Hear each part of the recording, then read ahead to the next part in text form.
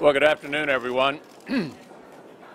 As all of you know, I put on the calendar last night what we call the Collins bill, which would, if enacted, prevent the President's executive actions from last November from going into effect.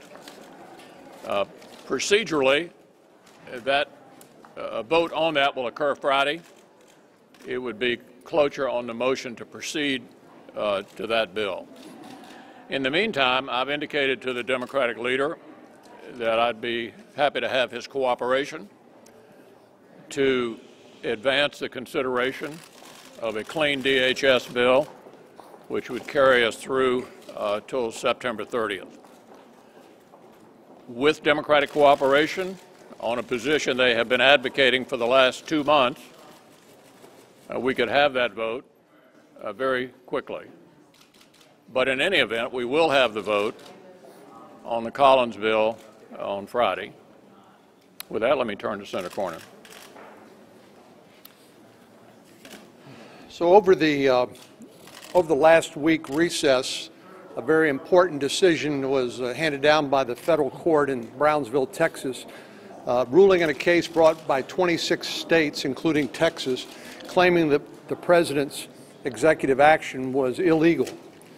The court wrote a lengthy opinion in excess of 100 pages long and issued a temporary injunction barring implementation of the executive action. As you know, the administration now is seeking a stay of that at the federal district court, and if they don't get it there, which they won't, they will then go to the Fifth Circuit Court of Appeals in New Orleans. But the most important point, I think, we need to acknowledge is that with this federal court injunction in place, any money that the United States Congress appropriates for the Department of Homeland Security will not go to fund the President's illegal executive action because it's barred by a federal court injunction and subject to a contempt of court finding if that was attempted. That's why the administration has stood down and seeking the stay.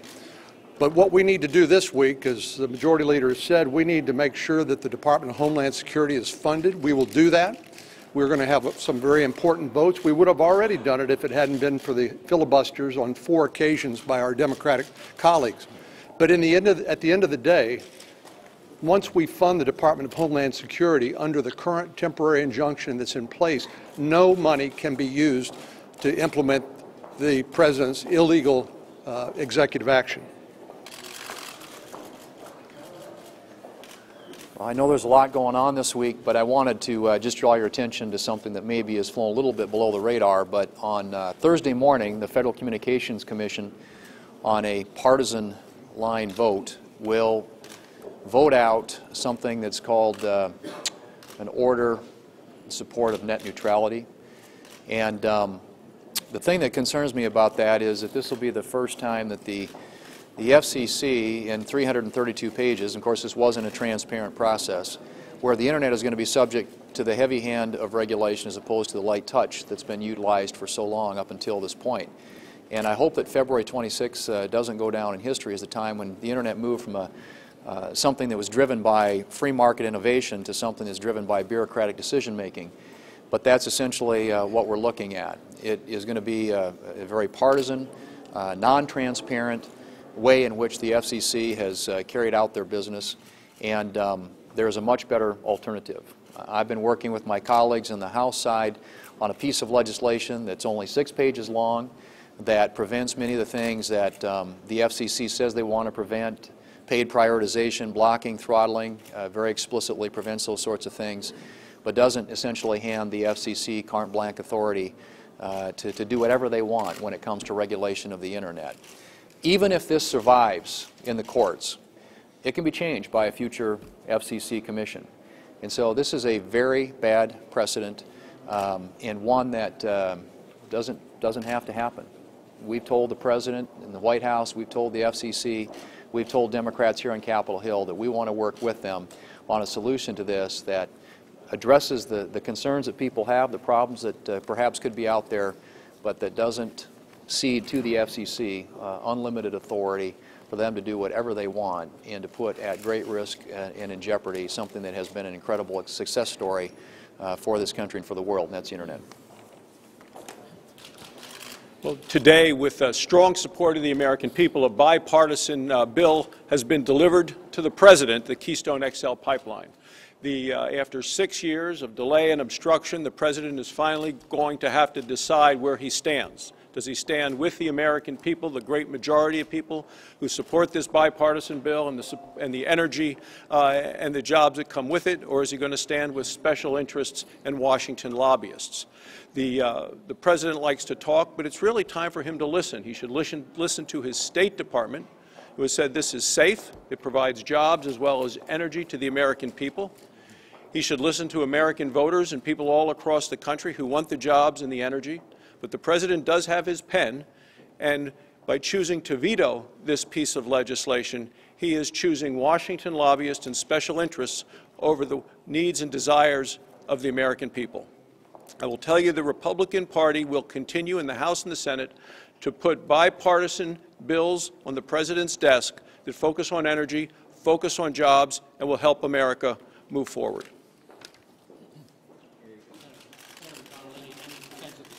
House is splitting the bill this way? Any sense of how the House feels about that?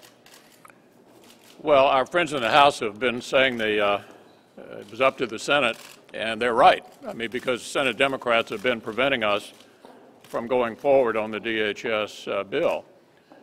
My hope is that the Senate will act. I don't know what the House will do, but I do think we have a responsibility to act here.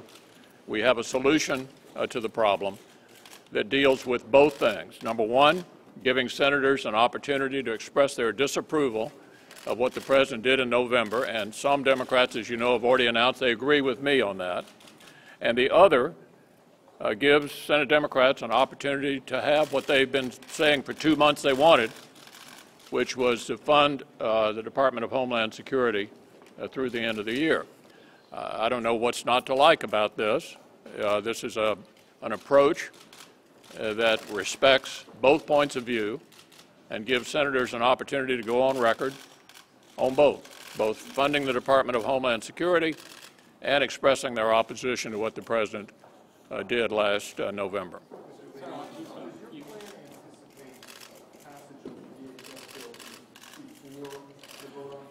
I would be happy to do that. That will depend on some level of cooperation from the Democrats in going forward to pass what they have said for 2 months they wanted to pass. So you might ask them whether they intend to prevent us from achieving passage very quickly and before Friday of a bill they've been saying that they wanted for the last 2 months. On Keystone, you've fought a tough fight. You've put out press releases slamming billionaires who are making life more difficult for American working class people, and you won that fight in the Senate. Why aren't you applying the same tough strategy on the immigration fight? Instead, you're merely talking about constitutional this and process that. You haven't done any PR campaigns against the Democrats. Is that because the billionaires in the immigration fight are on your side? Yeah, I'm not sure what your question is, but I think the issue before us is this. Do you want to fund the Department of Homeland Security through the end of the fiscal year so we're fully up and running and capable of dealing with all the threats that we have around the world, including those against us here at home? And would you also like to express your disagreement with the President's overreach last November? This gives us an opportunity to do both. It gives senators an opportunity who've said they're in favor of funding the Homeland Security bill to fund it, and it gives senators who have said they object to what the President did last November the opportunity to express their objection. And as I said earlier, I know there are at least a number of Democrats who have said publicly since I put the bill on the calendar last night that they agree with me, they appreciate the opportunity to go on record, and we'll have that opportunity on Friday. Thanks a lot.